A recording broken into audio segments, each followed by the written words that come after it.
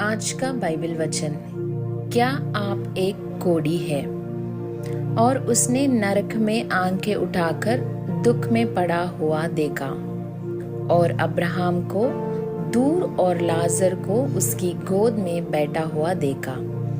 लूका सुसमाचार 16 अध्याय का 23 वचन। धनी व्यक्ति ने अब्राहम और लाजर को दूर से देखा। आप अनंत काल में कहाँ होंगे यह इस बात पर निर्भर करता है कि आपने इस संसार में कैसे जीवन व्यतीत किया। अब्राहम परमेश्वर की उपस्थिति का प्रतीक है। पृथ्वी पर रहते हुए वह धनी व्यक्ति परमेश्वर की उपस्थिति से दूर था। अब मृत्यु के बाद भी वह परमेश्वर की उपस्थिति से दूर है। आप कैसे पहचान सकते हैं कि आप परमेश्वर से दूर हैं? आप कलीसिया की सेवा में हो सकते हैं, लेकिन फिर भी परमेश्वर से दूर हो सकते हैं। आप परमेश्वर की स्तुति और आराधना कर रहे हो सकते हैं, लेकिन आपका हृदय परमेश्वर से दूर हो सकता है।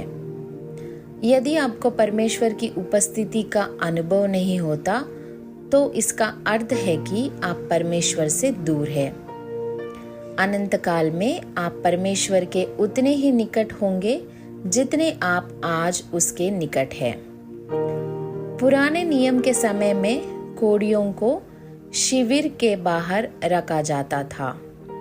शरीर के जिन हिस्सों को कोढ़ी हो जाता था, वे संवेदनशीलता खो देते थे।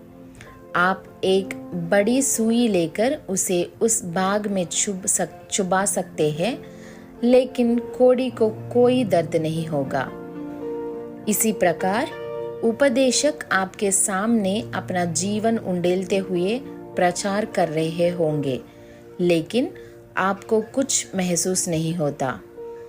परमेश्वर की दृष्टि में आप एक कोढ़ी है। यदि आपको परमेश्वर की उपस्थिति महसूस नहीं होती, तो आप एक कोढ़ी है।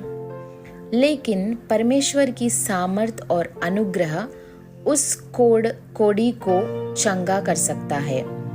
परमेश्वर आपको नई ताजगी और नया जीवन दे सकता है। जब नायामान, वह गर्वीला और अहंकारी व्यक्ति, यरदन के जल में डूबा, तो उसे नया मांस मिला। आपको परमेश्वर के अनुग्रह में डूबने की आवश्यकता है। आपको उसके अनुग्रह के वचन में डूबने की आवश्यकता है। आपको पवित्र आत्मा के जल में डूबने की आवश्यकता है। आज परमेश्वर के पास लौट आइए और कहिए, प्रभु, मैं दूर नहीं रहना चाहता। यदि आप और परमेश्वर के बीच में दूरी बनाए रखेंगे तो शैतान उस स्थान को ले लेगा। इसीलिए यीशु के साथ वास्तविक निकटता रखें। जब आप इस संसार से चले जाएंगे, तो यह जानने के लिए बहुत देर हो जाएगा कि आप परमेश्वर से दूर हैं।